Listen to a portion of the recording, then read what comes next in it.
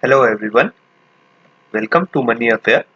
In today's video, I will be talking about the index analysis, which will be covering the Indian indexes and the global indexes both. Also, I will be trying to cover the opinion on gold and Bitcoin. Primarily talking about the screen settings, this is just exponential moving averages. The purple one is 100 EMA, green one is 200 EMA, and this black one is 400 EMA. That is exponential moving averages. This is a daily chart. Currently you can see it highlighted over here, and these are the indexes which I will be discussing in today's video. So let's go into them one by one. So first one is German DAX, currently trading at 14,138, showing some little bit strength. I will also talk about it later, but first I will talk about is that on a bigger time frame, and then I will be going on a smaller time frame analysis. So talking about the analysis on a daily time frame, we have seen that it has broken down the 200 moving averages and even the 400 EMAs, and then hit the resistance again from this 200 EMA, and then again hitting the resistance from the 400 EMA. One knowledgeable point to remember over here is that whenever a stock breaks the EMAs and then retraces back, the EMAs acts as a resistance later on. Like on this date, that is 29th March. Just a second, I will expand for you guys. That is on 29th March, you can see that the index hit a strong resistance from the 200 EMAs. And after that, even the strong started index started plunging, and it had not any strength to even move up against the 400 EMAs and hit again the resistance from the 400 EMAs on 21st April. So this was the bigger time frame analysis. Currently, I do not think of making any trend lines on a bigger time frame analysis that I should be careful about. People can draw a time analysis trend line, like just like this, saying that this is the breakout. Oh yeah, I don't think so. So that's why I'm not going to do it. So now talking about on a smaller time frame, going about on 30 minutes, you can also talk the analysis for 1 hour or 15 minutes. We can talk, but moreover, it will be the same, not much of impact.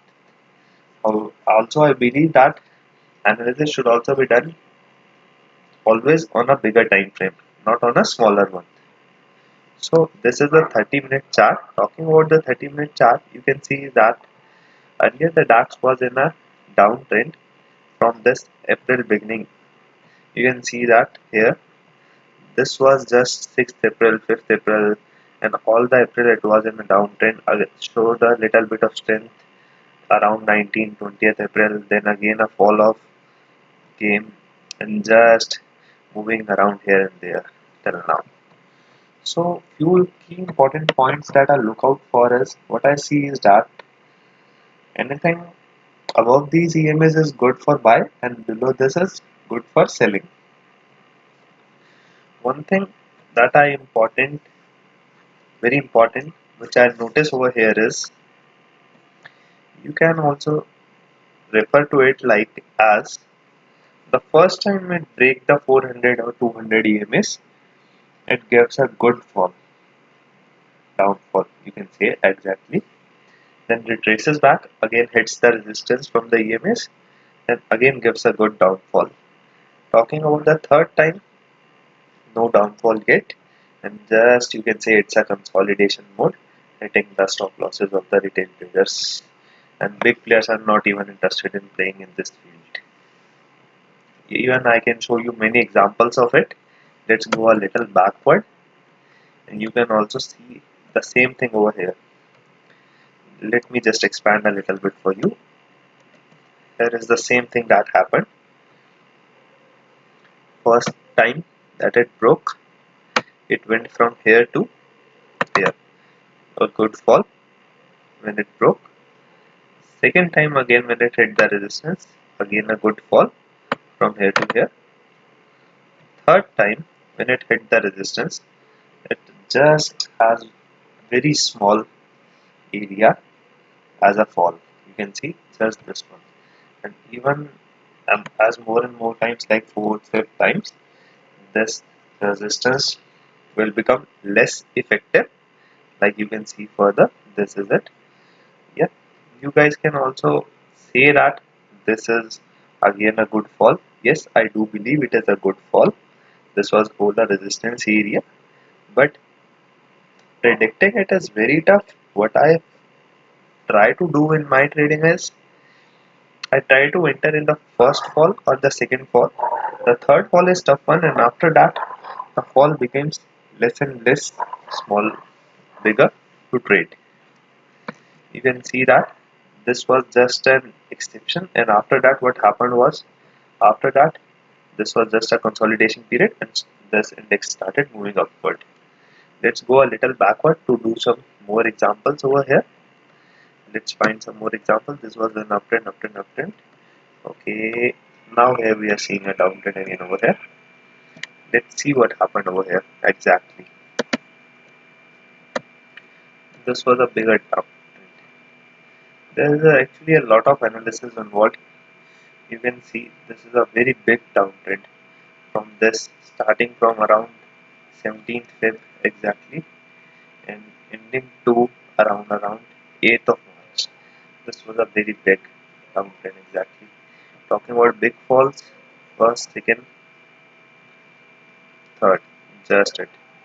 First, again you can say that second resistance, third resistance you can see was smaller.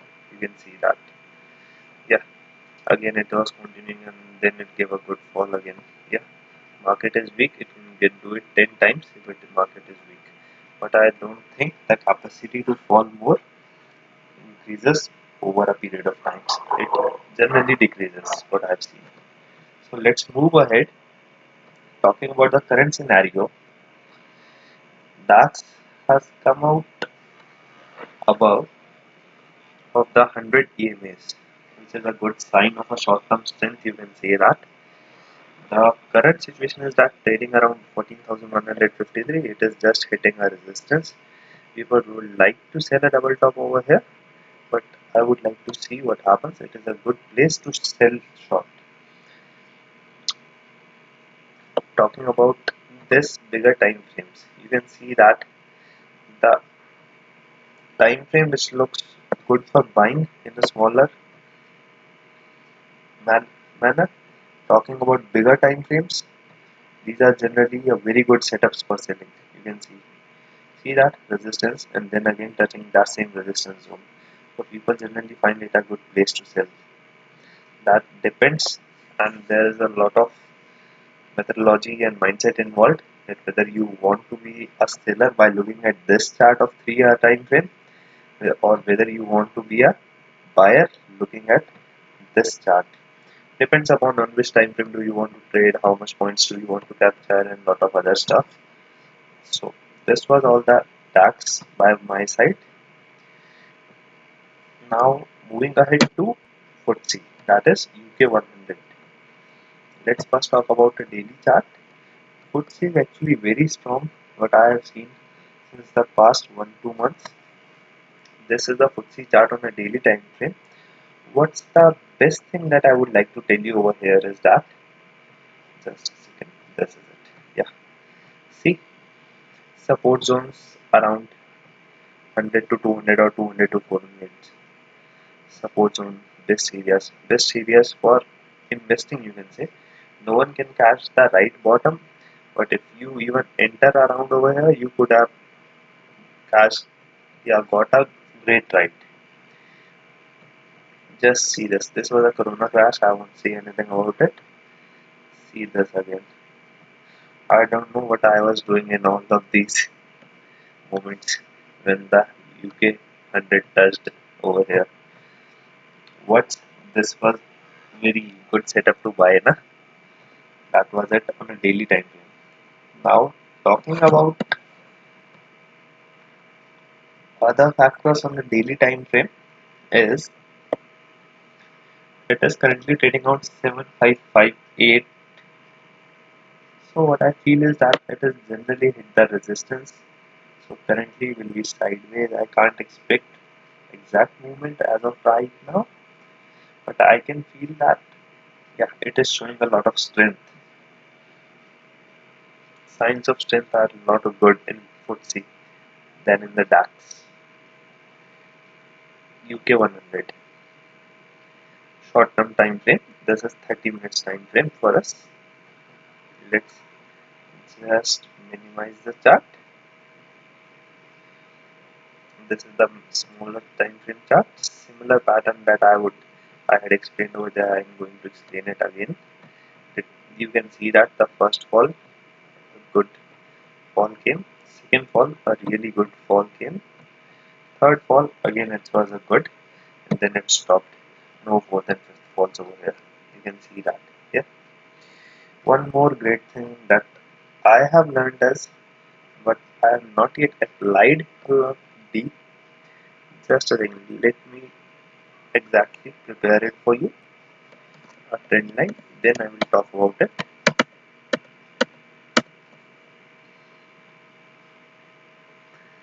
What I have seen about the big players doing something, well, what they try to copy the points movement in that direction. What these guys say is that if the first move was this much big, the second move will be at least this much big, or the third move they at least try to capture these much points. That is the game. Generally, generally you can see sometimes it fits, sometimes it don't. That's why I've not yet implemented as of now.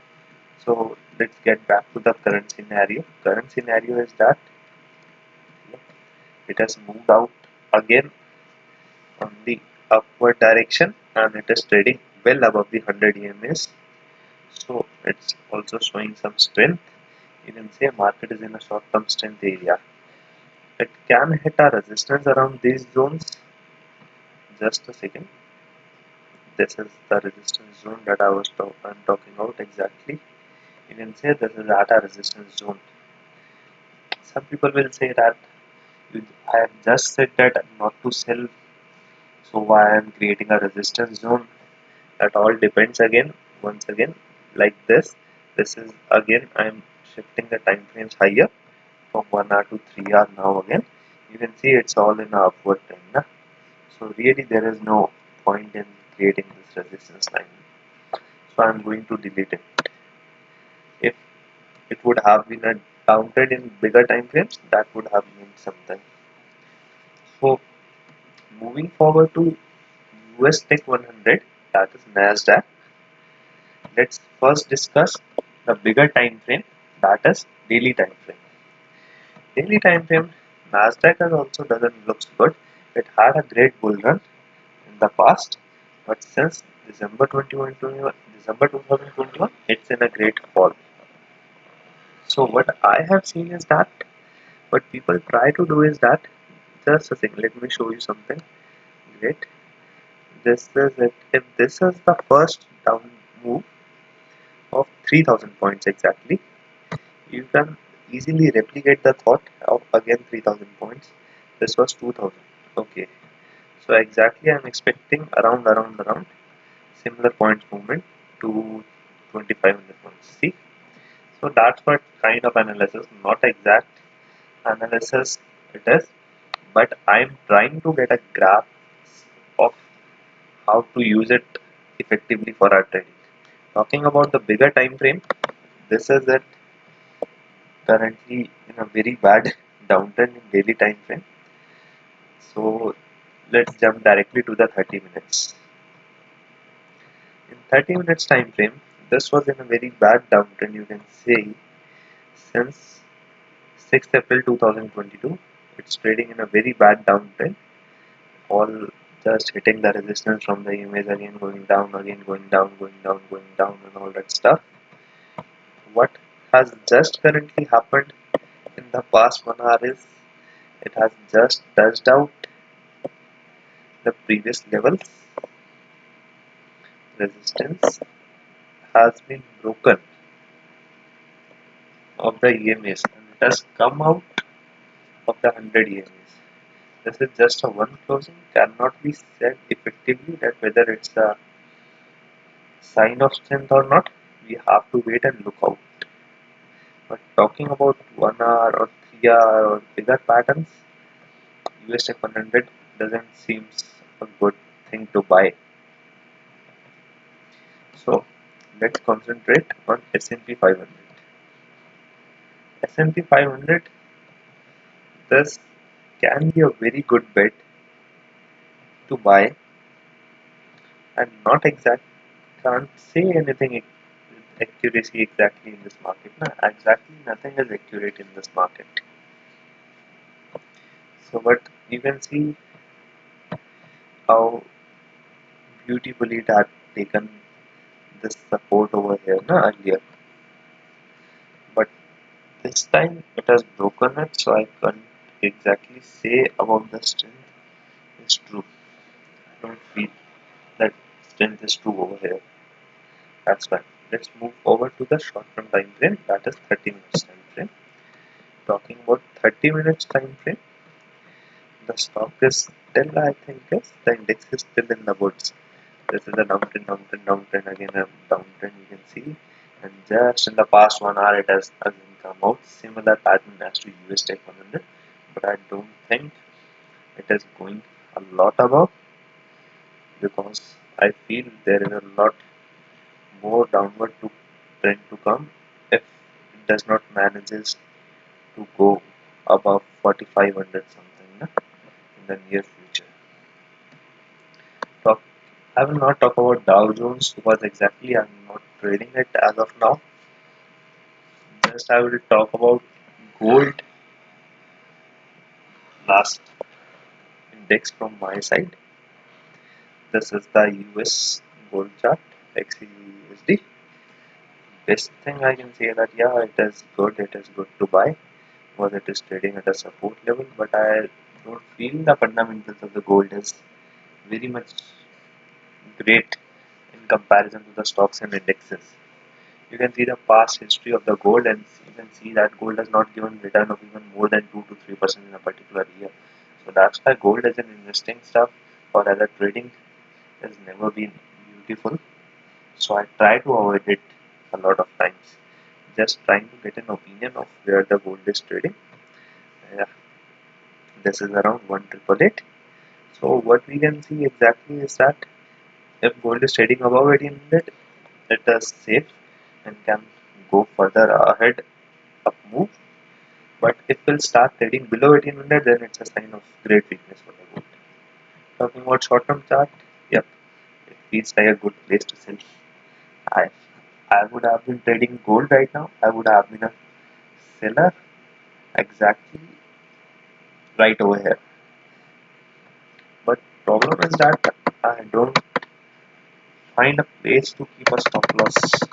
I would have to use a general stop loss right over here. That is it. Because it would mostly be, I think that it would mostly be hitting a resistance from this zone. That is around 1894 or something. That uh, as I say always, nothing is certain in this market. It is just a probability. Talking about Indian gold futures trading around 50,610. Let's move to the daily chart first. This is also same pattern. I feel that some strength can come from here, and the gold is trading around 50,610, and until it trades above 48,000, it's good. But if it starts trading below 48,000, it's not a sign of strength for gold. Going into the short term, it's in a very bearish trend. You can see that even it is not touching even the zones. See the gap down over here. You can see the gap down. Very bearish trend for the gold. So that's it, guys. That's all from my side. I will try to cover more indexes and try to also find some trading exactly levels and depths in the next video. Till then, take care. Bye.